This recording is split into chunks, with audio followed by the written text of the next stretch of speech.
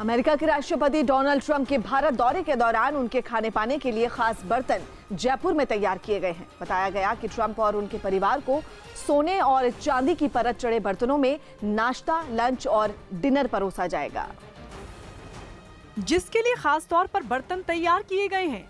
थाली, कटोरियां, चम्मच जैसे बर्तनों और टेबल पर रखे जाने वाले लैंपों पर भी सोने की परत चढ़ाई गई है। अमेरिका के राष्ट्रपति डोनाल्ड ट्रंप भारत यात्रा पर आ रहे हैं और भारत यात्रा में जब वो दिल्ली में रहेंगे उस दौरान उनके लिए जो डिनर और ब्रेकफास्ट करेंगे उसके लिए कटलरी खास तौर पर डिजाइन की गई है, जयपुर में की गई है। गोल्ड प्लेटेड कटलरी है सारी। इतना ही नहीं, चाय, कॉफी और नाश्ते के लिए भी अलग से चांदी के बर्तनों पर कारीगरी की गई है। बेहद खूबसूरत दिखने वाले इन बर्तनों को दिल्ली भेजने की तैयारी भी पूरी हो चुकी है। जो कटलरी क्या आप ट्रंप के लिए की है प्रेसिडेंट? जी जी। जब कहाँ दिल्ली में रहेंगे आप, दिल्ली भिजवा रहे हैं? जी, दिल्ली के लिए। बताया गया कि इसी डिजाइनर ने इससे पहले भारत दौरे पर आए बराक ओबामा के लिए भी कटलरी डिजाइन की थी। भारत दौरे से ठीक एक दिन पहले अमेरिकी राष्ट्रपति डोनाल्ड ट्रंप ने एक वीडियो रीट्वीट किया है जिसमें उन्हें बाहुबली फिल्म के मुख्य किरदार के रूप में दिखाया गया है। इस वीडियो में ट्रंप को बाहुबली की तरह युद्ध लड़ते हुए दिखाया गया है। वीडियो रीट्वीट करते हुए ट्रंप ने लिखा कि वो भारत के महान दोस्तों से मिलने के लिए उत्सुक हैं।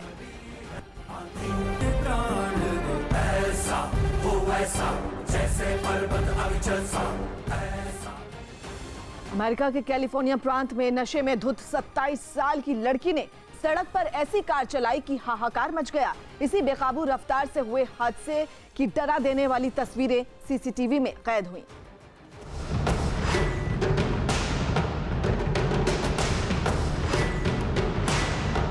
चारों तरफ ऐसी तबाही जैसे कि यहां से कोई तूफान गुजरा है।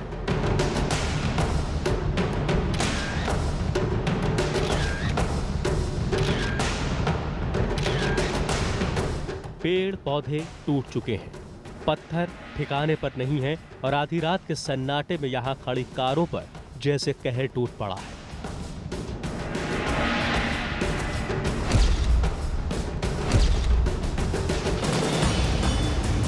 कैलिफोर्निया से आई इन तस्वीरों में दर्ज है इस तबाही की आंखों देखी। महज 5 सेकंड में एक तेज रफ्तार गाड़ी से हुआ एक हादसा जिसे देखकर ही रोंगटे खड़े हो जाते हैं। कैलिफोर्निया के लॉन्ग बीच इलाके में रात करीब 1:58 का वक्त था।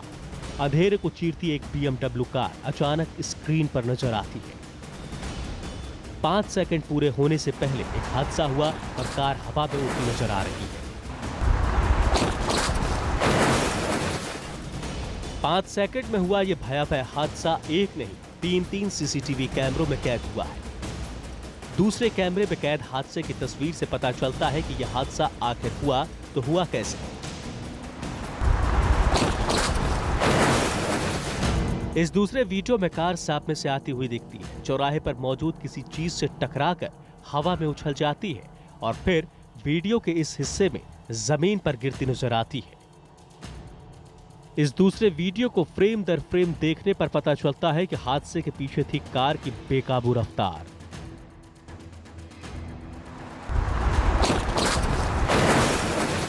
सबसे पहले देखिए, इस चौराहे को सुंदर बनाने के लिए जो लैंडस्केप बनाया गया था उसमें करीब 125 किलो का एक भारी भरकम पत्थर मौजूद था।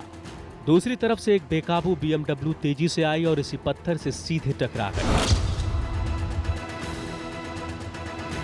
ये टक्कर इतनी जबरदस्त थी कि ना सिर्फ कार हवा में उड़ती नजर आई बल्कि 125 किलो का पत्थर भी उछलकर चौराहे के सामने दूसरे हिस्से में मौजूद सड़क पर जा गिरा।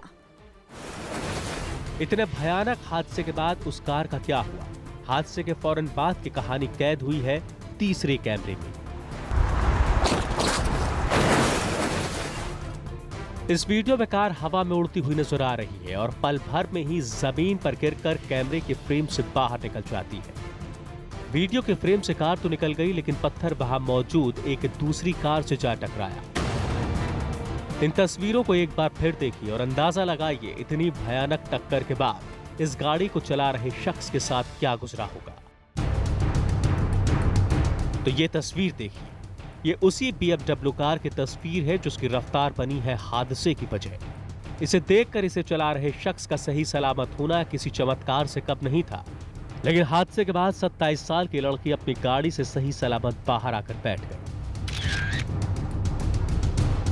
जिस जगह यह हादसा हुआ वो भले ही रात में खाली था, लेकिन पैदल चलने वालों के सड़क पार करने के लिए यहाँ जेब्रा क्रॉसिंग भी थी, लेकिन उस लड़की ने गाड़ी धीमी नहीं की। उसे सामने मौजूद चौराहा और इतना भारी पत्थर तक नजर नहीं आया। हादसे के बाद मौके पर पहुंची पुलिस की जांच में पता चला कि इतने भारी पत्थर को अपने साथ उड़ा ले जाने वाली कार कम से कम 112 किलोमीटर की रफ्तार से चल रही थी और कार को चला रही लड़की नशे में धुत थी। नशे की हालत में लड़की कार पर काबू नहीं रख पाई और यह हादसा हो गया, जिसमें खुद उसकी जान भी जा सकती थी।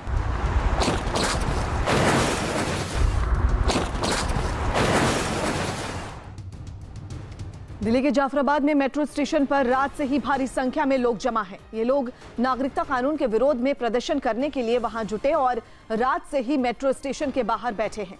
प्रदर्शन कर रहे लोगों ने कैंडल जलाकर सीएए का विरोध किया। अभी भी वहां बड़ी संख्या में लोग मौजूद हैं। जावेद मंसूरी हमारे सहयोगी फोन लाइन पर मौजूद हैं। जावेद, अभी की ताजा हालात क्या है वहां के?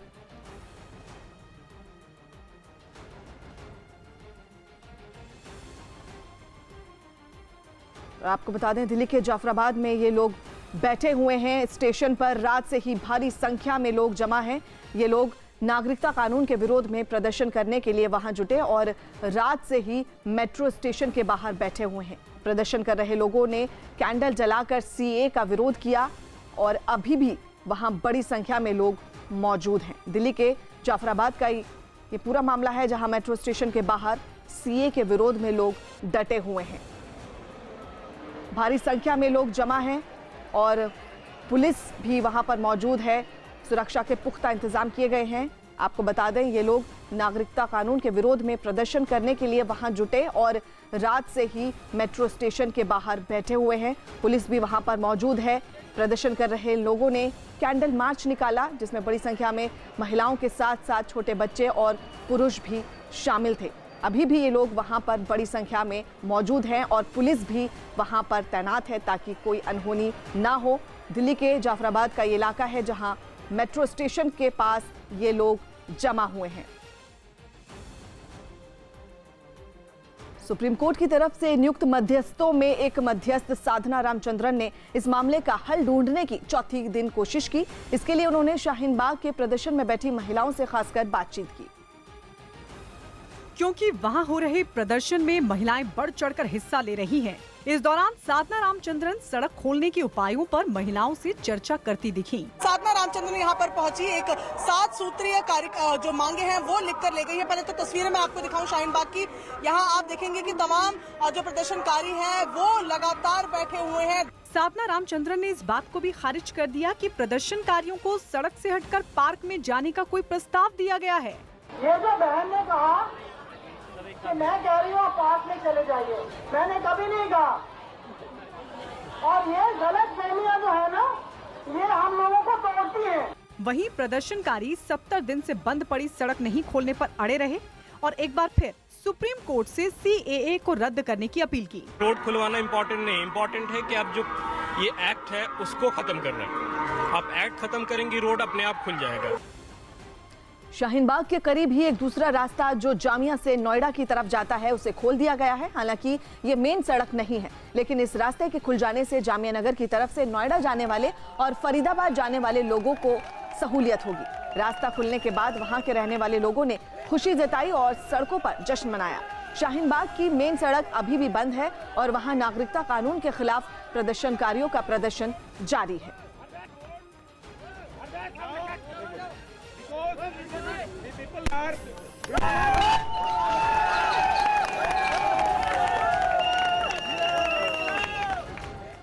जामिया की तरफ से नोएडा की तरफ जाने वाले इस एक रास्ते को, जो कि साइड रोड है, ये मुख्य मार्ग नहीं है नोएडा से दिल्ली के बीच ट्रेवल करने वाला, लेकिन ये साइड रोड है जिससे अब जामिया और भारत नगर के जो निवासी हैं वो यहाँ से आवाजाही शुरू हो गई। आप देखिए ये एक बैरिकेड हट गया है। यहाँ से नोएडा की तरफ और फरीदाबाद की तरफ जाने के लिए अब ये लोग यहाँ से जा सकते हैं जो कि जामिया के इलाके में रहने वाले हैं या जामिया की तरफ से आ रहे हैं, सिर्फ वो लोग। और दूसरी तरफ अगर आप ये देखें तो शाहीन बाग का जो मुख्य मार्ग है, जो मुख्य मांग है तमाम प्रदर्शनकारियों की कि ये रास्ता तब तक बंद रहेगा जब तक इनकी तमाम मांगें मान नहीं ली जाती, वो अभी भी मेन सड़क बंद है। शाहीन बाग की ये मुख्य मार्ग है जिससे नोएडा से आने वाले लोग शाहीन बाग से होते हुए दिल्ली की तरफ ट्रैवल करते थे। ये मुख्य मार्ग है और ये अभी भी रास्ता पूरे तरीके से बैरिकेडिंग करके बंद किया गया है। इधर से नोएडा की तरफ से आने वाला रास्ता है, यानी सिर्फ वन वे ट्रैफिक जो कि जामिया की तरफ से, जामिया इलाके से होते हुए नोएडा और फरीदाबाद जाने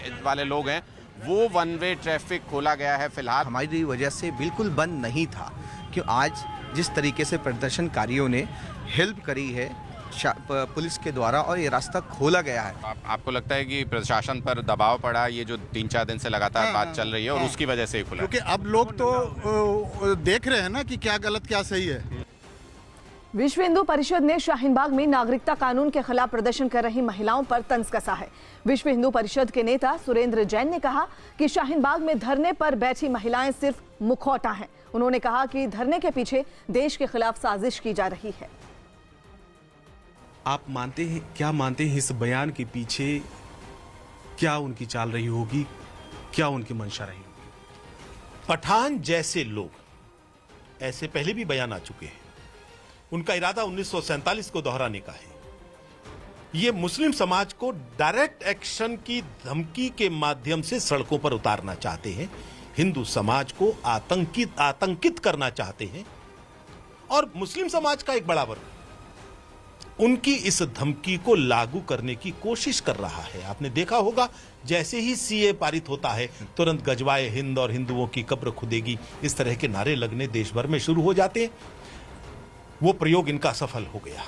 उनको ध्यान में आ गया कि ये भारत 1947 वाला भारत नहीं है, हर राष्ट्र विरोधी चुनौती का जवाब दे सकता है।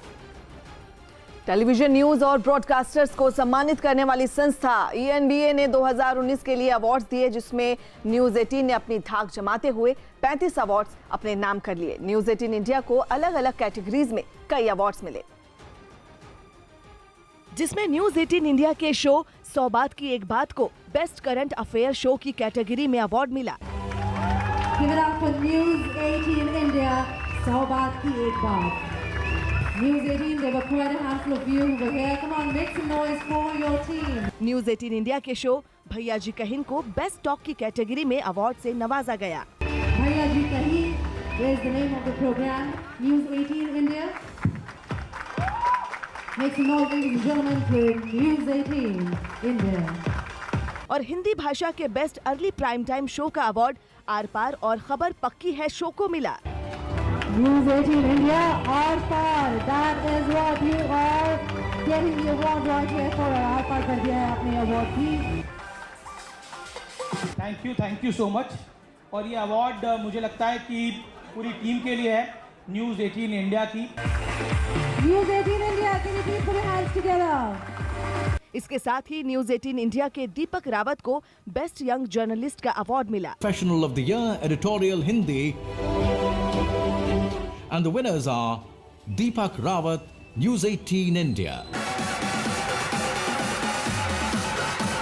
100 बात की एक बात कही टीम न्यूज़ 18 ने कि ऐसे मुकाम अभी और भी आएंगे। Thank you. इसके अलावा ब्रॉडकास्ट नेटवर्क 18 के CEO अविनाश कौल को best CEO of the year के अवार्ड से सम्मानित किया गया। Next category is News Television CEO of the Year.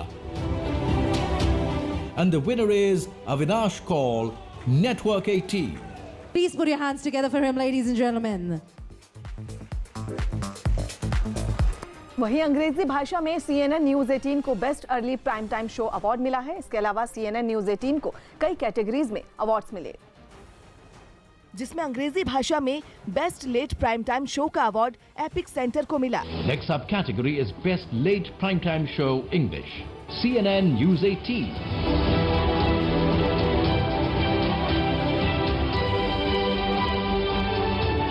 साथ ही अंग्रेजी में बेस्ट बिजनेस प्रोग्राम का अवार्ड CNBC TV 18 और हिंदी भाषा में best business news channel of the year का अवार्ड CNBC आवाज को मिला। Next subcategory is Best Business Program English. Winner is CNBC TV 18. For India Business Hour. Congratulations CNBC Awards for winning the Business News Channel of the Year, Hindi. इसके अलावा CNBC आवाज के show पहला सौदा को बेस्ट बिजनेस प्रोग्राम का award भी दिया गया। The first runner-up is CNBC Awards. Give it up, ladies and gentlemen, for CNBC Awards, पहला सौदा। यही नहीं, NBA अवार्ड्स में हिंदी और अंग्रेजी के अलावा कई क्षेत्रीय भाषाओं में भी न्यूज 18 की धूम रही, जहां best news coverage eastern region में न्यूज 18 बांग्ला विजेता बना, जबकि न्यूज 18 मध्य प्रदेश छत्तीसगढ़ को भी करंट अफेयर्स कैटेगरी में अवार्ड मिला। न्यूज 18 लोकपंथ को नेशनल वेस्टर्न रीजन की कैटेगरी में बेस्ट न्यूज कवरेज के अवार्ड से नवाजा गया। इसके अलावा लोकपंथ को best prime time show western region category में भी अवार्ड मिला। न्यूज 18 बिहार झारखंड को बाढ़ पर बेस्ट न्यूज कवरेज के अवार्ड से सम्मानित किया गया, तो वहीं न्यूज 18 कन्नड़ को भी करंट अफेयर्स की कैटेगरी में साउथ गोल्ड अवार्ड मिला और इसके साथ ही best northern region current affairs की कैटेगरी में न्यूज 18 बिहार और झारखंड को अवार्ड से नवाजा गया।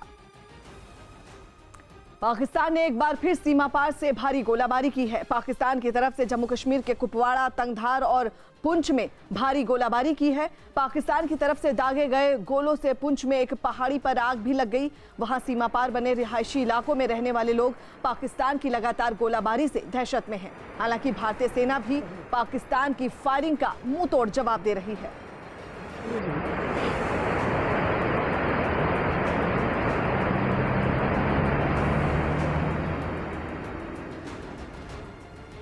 पश्चिम बंगाल के मेदिनीपुर रेलवे स्टेशन पर एक आदमी चलती ट्रेन में चढ़ने के चक्कर में ट्रेन से गिर गया, जिसे आरपीएफ के एक जवान ने वक्त रहते बचा लिया। बताया गया कि उस आदमी ने चलती ट्रेन में जैसे ही चढ़ने की कोशिश की, उसका संतुलन बिगड़ गया और उसका शरीर प्लेटफॉर्म और ट्रेन के बीच में फंस गया।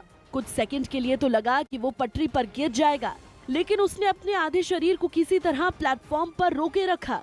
तभी ट्रेन से टकराकर वो पूरी तरह घूम गया और ऐसा एक नहीं बल्कि 2 बार हुआ।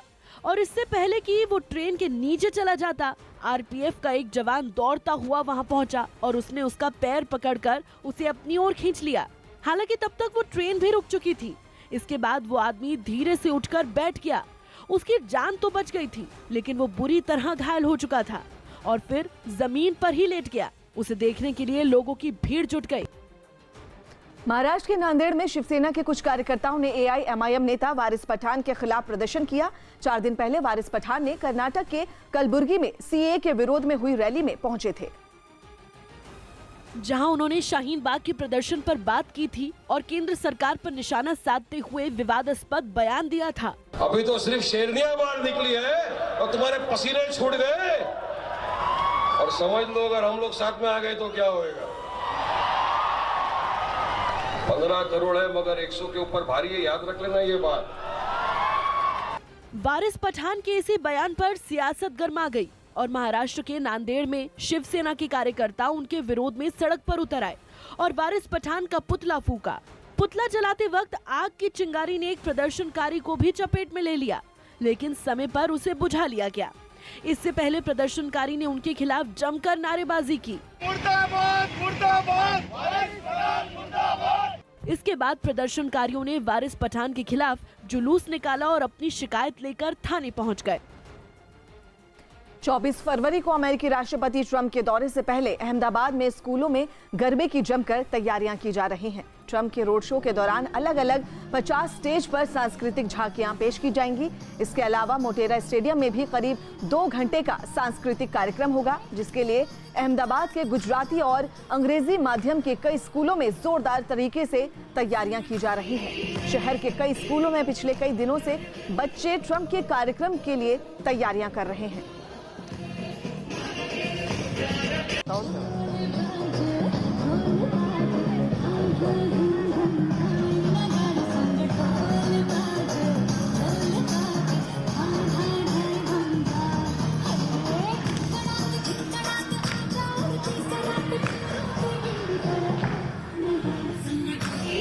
हमने गरबा तैयार किया है क्योंकि 24 फरवरी को हमारे गुजरात में हमारे वड़ा प्रधान और अमेरिका के प्रेसिडेंट श्री डोनाल्ड ट्रंप आने वाले हैं, इसलिए हमने पिछले 3 दिन से लगातार मेहनत कर रहे हैं कि हमारा गरबा उनके सामने पेश हो। अमेरिकी राष्ट्र प्रमुख डोनाल्ड ट्रंप अहमदाबाद की विजिट को आने वाले हैं। आप देख रहे हैं कि जिस प्रकार से उनका भव्यातिभव्य स्वागत होने वाला है और कहीं ना कहीं अहमदाबाद एयरपोर्ट से मोटेरा स्टेडियम तक का जो रोड शो उनका होने वाला है, उसके चलते आप देख रहे हैं कि अहमदाबाद की जो सरकारी स्कूल है उनमें इस प्रकार से ये बच्चियाँ हैं। गुजरात का ये लोकप्रिय नृत्य है गरबा महोत्सव, और वो गरबा महोत्सव में जो गरबा जो है वो लोक नृत्य गरबा पेश करने वाले हैं। अलग अलग स्टेज बनाए गए हैं, जो रोड शो के दौरान 12 स्टेज है, उन पे जो ये स्कूल के जो बच्चे हैं वो स्टेज परफॉर्म करने वाले हैं। और जिस प्रकार से स्वागत की तैयारियां चल रही है और अभी राह देख रहे हैं, बच्चे भी राह देख रहे हैं कि जिस प्रकार से डोनाल्ड ट्रंप आए और प्रधानमंत्री नरेंद्र मोदी आए और उनका भव्य स्वागत हो पाए। महाराष्ट्र के मुख्यमंत्री उद्धव ठाकरे ने एनआरसी पर दिए गए बयान पर सियासी घमासान मच गया है। एक दिन पहले उद्धव ठाकरे ने प्रधानमंत्री मोदी से मुलाकात की थी, जिसके बाद उन्होंने दावा किया था कि एनआरसी पूरे देश में लागू नहीं होगा और नागरिकता के नाम पर मुसलमानों के साथ कोई ज्यादती नहीं की जाएगी। एनआरसी में जो एक वातावरण माहौल किया जा रहा है कि मुसलमानों के लिए खतरनाक होगा, ऐसे नहीं। ये तो सब लोगों को अपनी जो नागरिकता की बात है, सिटीजनशिप, उसके लिए कतर में रहना ही होगा। तो वो जो बात है वो बात नहीं होने जा रही है, एनआरसी की बात नहीं होने जा रही है। उद्धव ठाकरे के इस बयान पर आरजेडी ने विरोध जता दिया और बयान के बहाने उद्धव सरकार में शामिल एनसीपी को घेरा। उन्होंने ये कहा था कि हम उद्धव को मना लेंगे, लेकिन आज जो प्रधानमंत्री से मिलने के बाद जो कुछ उन्होंने कहा, उससे लगता है कि अभी पुराने स्टैंड पर कायम है। वहीं एनसीपी ने उद्धव ठाकरे का बचाव करते हुए इस मुद्दे पर विरोधियों पर हमला बोला। अगर किसी के मन में मतभेद वाला शक पैदा होता है तो हमें लगता है वो चाहते हैं हम में लड़ाई हो, लेकिन ये संभव नहीं। जिसके बाद शिवसेना भी सामने आई और इस मुद्दे पर एनसीपी से एक राय नहीं होने की बात तो कबूल की, लेकिन इसे जल्द सुलझा लेने का दावा भी किया। एनआरसी है जो कंटेंशियस है, जिसमें थोड़ा मतभेद है, तीनों पार्टियों जो है महाराष्ट्र में महाविकास आघाड़ी सरकार अच्छी चल रही है और इस जो छोटे छोटे डिफरेंसेस है उसको भी हम सुलझा लेंगे। आरएसएस के नेता भैयाजी जोशी ने देवेंद्र फडणवीस के ज्यादा दिन तक पूर्व सीएम नहीं रहने का दावा किया, जिस पर राज्य की सियासत गर्मा गई। एक दिन पहले नागपुर में हुए एक कार्यक्रम में भैयाजी जोशी ने यह बयान दिया था, जिसमें उन्होंने लोकतंत्र में बदलाव का हवाला देते हुए महाराष्ट्र की राजनीति में जल्द बदलाव का इशारा किया। देवेंद्र जी के भाग्य में विपक्ष के नेता ये बहुत दिन का विषय नहीं है और भूतपूर्व मुख्यमंत्री ये अल्प आयु है, इन दोनों पदों की अल्प आयु है। एनसीपी नेता और महाराष्ट्र सरकार में मंत्री नवाब मलिक ने भैयाजी जोशी के बयान को 15 साल बाद का सपना बता दिया। तुरंत अगर हो रहा है इस तरह से वो बोल रहे हैं, पूरी बीजेपी सपना देख रही थी, आरएसएस भी सपना देख रही है, लगने लगा है। अमेरिका के राष्ट्रपति डोनाल्ड ट्रंप के स्वागत के लिए अहमदाबाद में तैयारियां जोरों पर हैं। डोनाल्ड ट्रंप 24 फरवरी को भारत आएंगे और अहमदाबाद में प्रधानमंत्री नरेंद्र मोदी के साथ रोड शो करेंगे, जिसके लिए अहमदाबाद एयरपोर्ट से मोटेरा स्टेडियम जाने वाले रास्ते को दुल्हन की तरह सजा दिया गया। सड़क के दोनों ओर रंग बिरंगी लाइटें नजर आईं। इसके अलावा रोड शो के पूरे रूट पर पीएम मोदी और राष्ट्रपति ट्रंप के पोस्टर्स के साथ ही दोनों देशों के झंडे भी लगे दिखाई दिए। इसी सड़क से जो 10 किलोमीटर का रास्ता है, अभी इसी सड़क से गुजरेगा और दोनों ओर तैयारी की गई है। अहमदाबाद एयरपोर्ट का सर्कल है, जो अहमदाबाद एयरपोर्ट से जब हम निकले तो अहमदाबाद एयरपोर्ट का सर्कल है और हर जगह प्रेसिडेंट ट्रंप का स्वागत करते हुए नमस्ते ट्रंप के पोस्टर्स यहाँ पर लगे हुए हैं। रोड शो के लिए सजावट के साथ ही सुरक्षा के भी पूरे इंतजाम नजर आए। पूरे रूट पर 3 लेयर की सुरक्षा के लिए बैरिकेडिंग लगी दिखाई दी। राजस्थान के अलवर जिले में एक गांव में एक लड़के का अपहरण कर भाग रहे 2 लोगों को गांव वालों ने पकड़कर बुरी तरह से उन्हें पीट दिया। हालांकि उनके 3 साथी मौके से भागने में कामयाब हो गए। गांव वालों ने पीछा कर अगवा कर भाग रहे 2 अपहरणकर्ताओं को पकड़ लिया और दोनों की बुरी तरह से पिटाई कर दी। यही नहीं, गुस्साई भीड़ ने उनकी गाड़ी को भी आग के हवाले कर दिया। इसके बाद मौके पर पहुंची पुलिस पर भी भीड़ ने पथराव कर दिया। हालांकि किसी तरह पुलिस ने भीड़ के चंगुल से अपहरण के आरोपियों को छुड़ाया और थाने ले गई।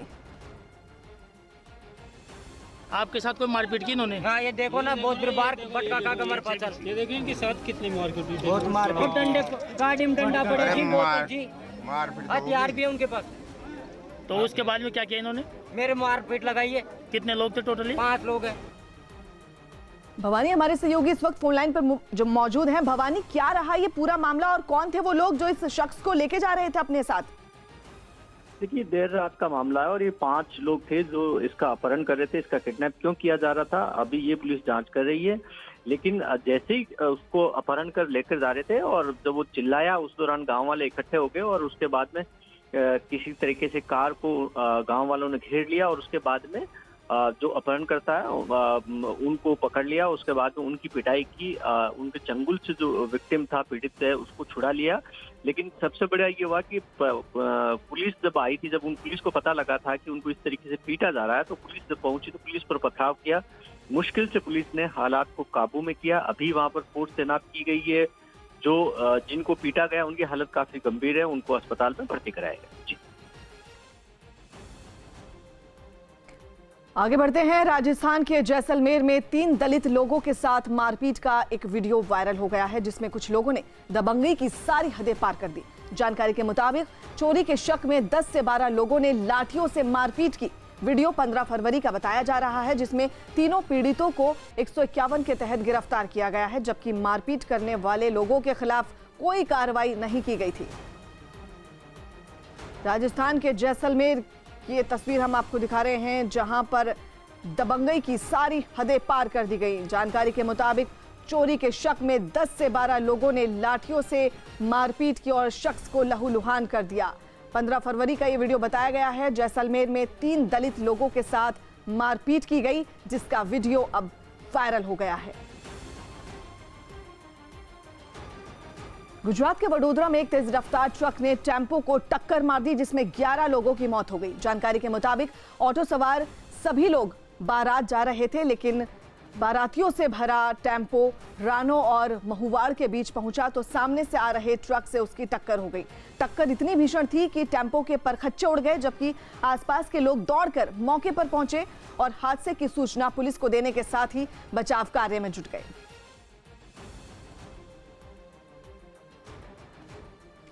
अमेरिका के राष्ट्रपति डोनाल्ड ट्रंप के अहमदाबाद आने से पहले लगातार सुरक्षा की तैयारियों के लिए ड्रिल की जा रही है।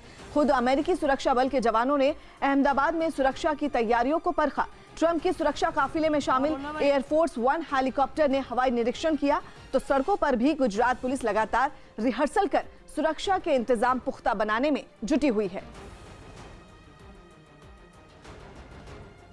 अपने विवादास्पद बयान को लेकर घिरे एमआईएम नेता वारिस पठान ने आखिरकार अपने बयान पर खेद जताया। हालांकि उन्होंने माफी नहीं मांगी, लेकिन ये जरूर कहा कि अगर उनके बयान से किसी को तकलीफ पहुंची है तो वो अपने शब्द वापस लेते हैं। उन्होंने दावा किया कि उनके एक खास धर्म का विरोधी होने का माहौल बनाया जा रहा है। देश के महज 100 लोग ही ऐसे हैं जो 15 करोड़ मुसलमानों के खिलाफ साफ दिखाई दे रहे हैं, चाहे फिर वो आरएसएस के हो, बीजेपी के हो, बजरंग दल के हो या अन्य किसी पार्टी या संगठन के हो। मैंने इन्हीं की तरफ इशारा करते हुए कहा था कि हम 15 करोड़ ये 100 पर भारी है। अगर मेरे किसी शब्द से किसी को ठेस पहुंची है तो मैं अपने शब्द वापस लेता हूं। आरजेडी नेता तेजस्वी यादव आज बिहार में बेरोजगारी हटाओ यात्रा की शुरुआत करेंगे। उनकी यात्रा पटना के वेटरनरी मैदान से शुरू होगी, जहां तेजस्वी यादव एक रैली के जरिए यात्रा की शुरुआत करेंगे। हालांकि खुद तेजस्वी इस यात्रा में 27 फरवरी से शामिल होंगे और उनका पहला कार्यक्रम गया में होगा। यात्रा निकालने से पहले तेजस्वी यादव ने लग्जरी बस को लेकर उठे विवाद पर न्यूज 18 से खास बातचीत की और दावा किया कि जेडीयू नकारात्मक राजनीति करती है। बेरोजगारी यात्रा पर निकलने से पहले तेजस्वी यादव से मिलने कई बेरोजगार पहुंच गए हैं आपके आवास पर। बहुत सारी दिक्कतें हैं, बहुत सारी उलझनें हैं, आपसे सुलझाने के लिए पहुंचे। अब देखिए, अब 200 के तादाद में जो है ओला के टैक्सी ड्राइवर जो यहाँ पहुँचे अपनी अपनी गाड़ी लेकर के, तो बड़ी समस्या है। कंपनी के लोगों ने चीट किया है और ये कहीं ना कहीं से इनके साथ धोखा दिया है। और बेरोजगारी जो है आप जानते हैं कि उससे बिहार में लगभग जो है जो केंद्र बना हुआ है से सभी लोग जो है परेशान हैं। हम लोगों के पास आते हैं या किसी भी नेता या प्रतिनिधि के पास जाते हैं तो नौजवानों की यही पहली मांग होती है कि रोज़गार दे दी जाए। कोई बुजुर्ग अभिभावक आता है तो बोलता है मेरे बच्चों को कहीं लगवा दीजिए। आप रोज़गार की बात कर रहे हैं, बेरोजगारी की बात कर रहे हैं और विपक्ष जो है आपका जेडीयू कह रहा है कि बस पर भ्रष्टाचार का है, ये बस कहाँ से आई, ये जानकारी आपसे ली जा रही है। अच्छी बात है, वो जो कहे वो ठीक है, वो उनकी अपनी राजनीति है। नेगेटिव नकारात्मक राजनीति, we believe in positive politics. Patiala house court ने निर्भया के दोषी विनय शर्मा की याचिका खारिज कर दी है। विनय शर्मा के वकील ने उसे मानसिक तौर पर बीमार बताते हुए उसके इलाज के लिए अपील की थी, जिसे दिल्ली की पटियाला हाउस कोर्ट ने खारिज कर दिया। पटियाला हाउस कोर्ट के फैसले पर निर्भया की मां ने खुशी जताई और कहा कि अब दोषी फांसी से बच नहीं पाएंगे। निर्भया के चारों दोषियों को 3 मार्च को सुबह 6 बजे फांसी होनी है। क्योंकि इनका तिकड़मबाजी सारे अदालतों को सामने है, दुनिया देख रही है और इनको बहुत बार मौका दिया गया है। दिसंबर से ही अब तक इनको मौका मिलता आया है और उसको इन्होंने उन मुजरिमों की जो रेमेडी है पूरा करने के बजाय अलग अलग कोर्ट को गुमराह किया, हम लोगों को गुमराह किया। तो अब इनका समय खत्म हो गया है। फाइनली इनको 3 मार्च को फांसी होगी। ग्रेटर नोएडा से चेन स्नैचिंग का एक वीडियो सामने आया है, जिसमें साफ दिखा कि एक बदमाश लूटपाट करने के लिए सड़क पर खड़ा है, जबकि उसके 2 साथी बाइक पर उसके साथ खड़े हैं। तभी एक महिला अपने बच्चे के साथ फोन पर बात करते हुए नजर आती है और बदमाश उसके पीछे से एकदम से उसके गले से सोने की चेन छीनकर अपने साथियों के साथ बाइक पर बैठकर फरार हो जाता है। चेन स्नैचिंग की पूरी घटना सीसीटीवी में रिकॉर्ड हो गई। मामला ग्रेटर नोएडा के थाना बीटा 2 क्षेत्र का बताया जा रहा है। पुलिस ने सीसीटीवी के आधार पर लुटेरों की तलाश शुरू कर दी है। तो वहीं ताजनगरी आगरा में सीसीटीवी में कुछ ऐसी तस्वीरें कैद हुई हैं जो किसी के भी रोंगटे खड़े कर देने के लिए काफी हैं। महज कुछ सेकंड्स के वीडियो में कैसे एक मासूम को मौत छूकर निकल गई। जो तस्वीर आप देखने जा रहे हैं वो विचलित करने वाली है। महज 7 सेकंड का वीडियो किसी के भी रोंगटे खड़े कर सकता है, इसलिए दिल थाम कर बैठिए। ताजनगरी आगरा से आई ये तस्वीर साक्षात मौत से सामना करने की तस्वीर है। सीसीटीवी में कैद इन तस्वीरों में अभी तक सब कुछ शांत है, लेकिन अगले ही पल यहाँ जो कुछ होने वाला है उसे देखकर किसी का भी कलेजा मुंह को आ सकता है।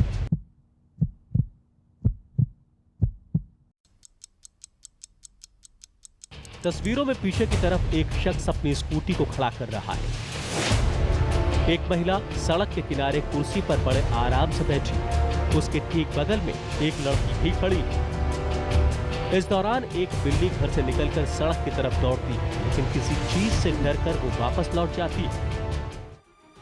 शायद बिल्ली को चंद सेकंडों में आने वाली आफत का अंदाजा हो गया था, लेकिन वहां मौजूद एक महिला और एक बाइक सवार शायद आने वाली आफत से अनजान थे। अचानक शांत सी दिखने वाली इन तस्वीरों में तूफान की तरह कोई दाखिल होता है। ये एक गाय है जो तूफानी रफ्तार से दौड़ती चली आ रही है। इस दौरान गाय का पैर स्कूटी से टकरा जाता है और स्कूटी भी गिर जाती है। एक बार फिर देखिए कि कैसे ये गाय बेहद तेजी के साथ इन तस्वीरों में सामने आ जाती है और कैसे शांत से दिखने वाली तस्वीरों में हड़कंप के हालात पैदा हो जाते हैं। लेकिन गुस्से से तिलमिलाई गाय के पैरों में आखिर ये क्या फंसा है जो ये गाय बदहवास होकर भाग रही है। सच सुनेंगे तो आपके रोंगटे खड़े हो जाएंगे, इसलिए हम साफ साफ इन तस्वीरों को नहीं दिखा सकते, क्योंकि गाय के गले में बंधी रस्सी से एक बच्चा फंस गया है और गाय इसी बात से बिदक कर आग बबूला होकर सड़क पर भाग रही है।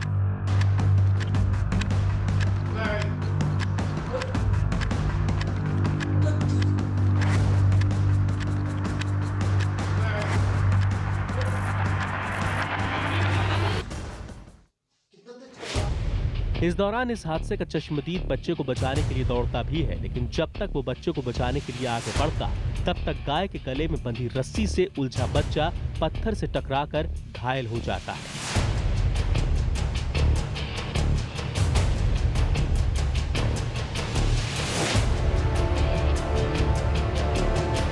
सीसीटीवी में कैद हुई ये तस्वीरें आगरा के कोतवाली थाना क्षेत्र की हैं, जहां इस हादसे में बच्चा गंभीर रूप से घायल हो गया। बच्चे का इलाज अस्पताल में किया जा रहा है।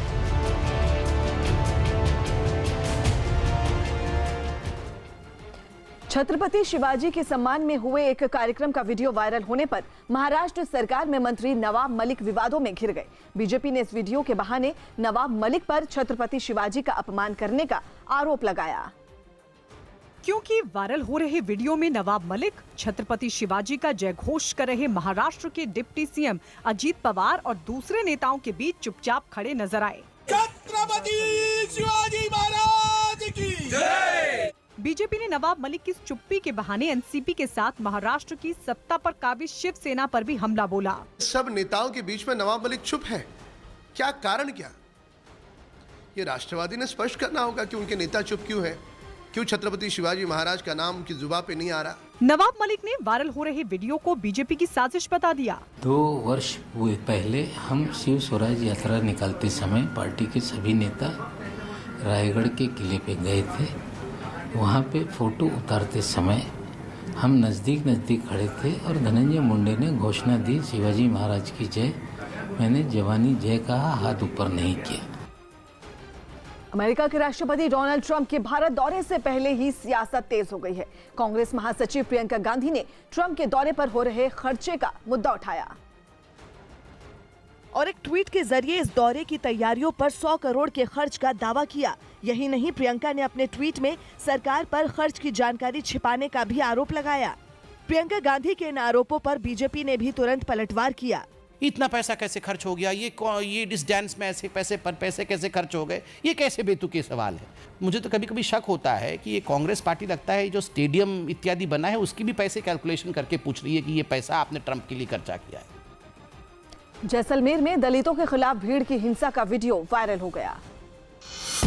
राजस्थान के जैसलमेर में चोरी के शक में 3 दलितों के खिलाफ भीड़ की हिंसा का एक वीडियो वायरल हो गया, जिसमें करीब 12 लोगों ने दलित लड़के की लाठियों से पिटाई कर दी। नमस्ते ट्रंप कार्यक्रम की सुरक्षा के लिए एनएसजी कमांडो की एक टीम ने अहमदाबाद के मोटेरा स्टेडियम पहुंचकर वहां मॉक ड्रिल की। दिल्ली के बाराखंबा इलाके में विंटेज और क्लासिक कार रैली की शुरुआत हुई। बिहार के पूर्वी चंपारण में बदसलूकी पर महिलाओं ने प्राइमरी टीचर के हाथ पैर बांधकर उसकी पिटाई कर दी, जिसका वीडियो सोशल मीडिया पर वायरल हो गया। कोरोना वायरस से बचाव के लिए बिहार में गया के महाबोधि मंदिर में बौद्ध भिक्षुओं ने विशेष प्रार्थना की, जिसमें थाईलैंड और वियतनाम के 500 से ज्यादा बौद्ध भिक्षु शामिल हुए।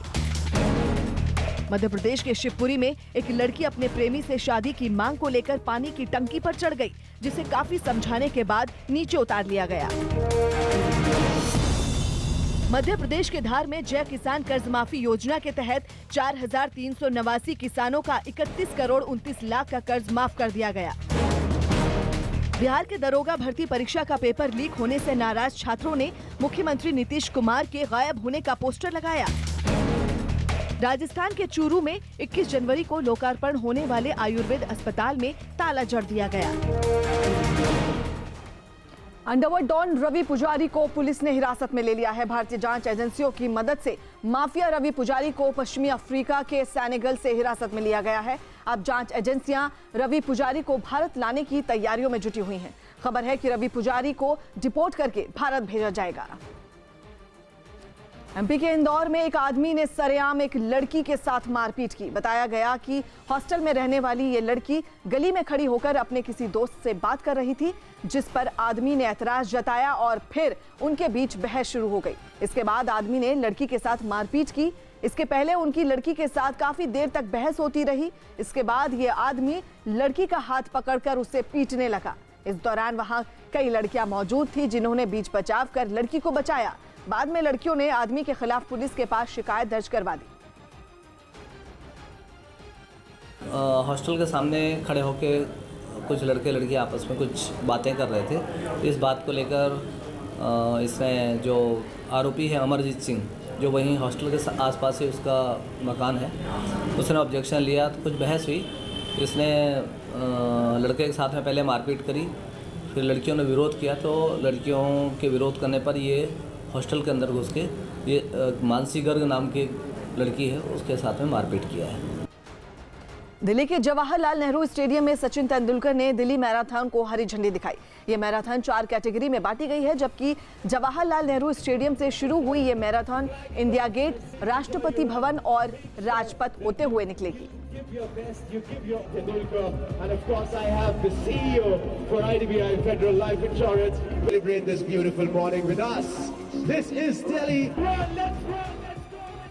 मेरे को बहुत अच्छा लगा, कोई ऐसा कोई प्रॉब्लम नहीं हुई।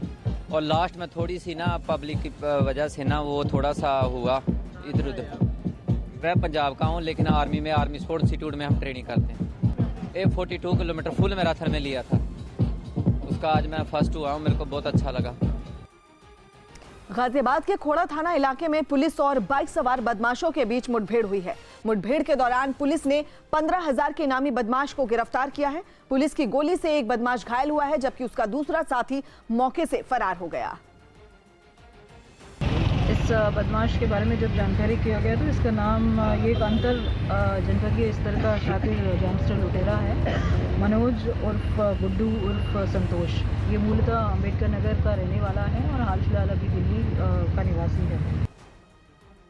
टेलीविजन न्यूज और ब्रॉडकास्टर्स को सम्मानित करने वाली संस्था ENBA ने 2019 के लिए अवार्ड्स दिए, जिसमें न्यूज 18 ने अपनी धाक जमाते हुए 35 अवार्ड्स अपने नाम कर लिए। न्यूज 18 इंडिया को अलग अलग कैटेगरीज में कई अवार्ड्स मिले,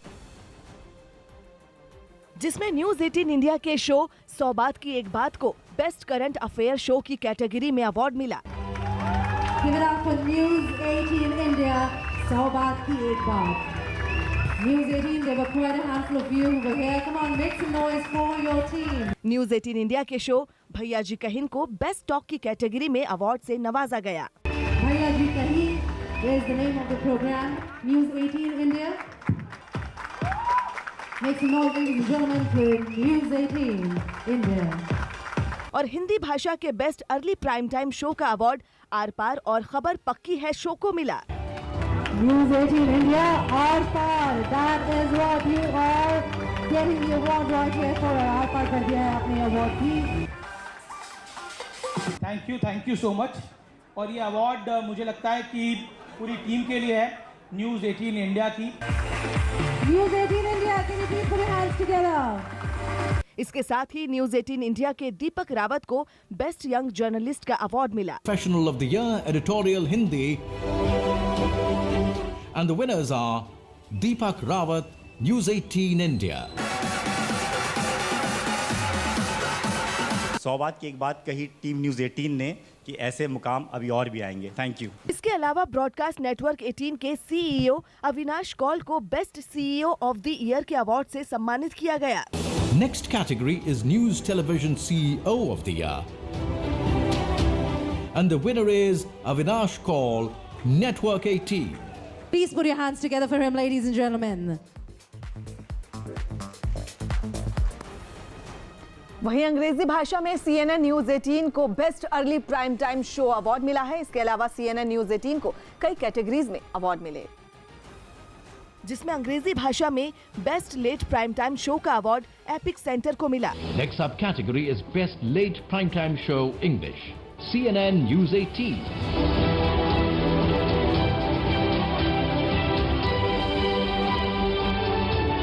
साथ ही अंग्रेजी में बेस्ट बिजनेस प्रोग्राम का अवार्ड CNBC TV 18 और हिंदी भाषा में best business news channel of the year का अवार्ड CNBC आवाज को मिला। Next subcategory is Best Business Program English. Winner is CNBC TV 18.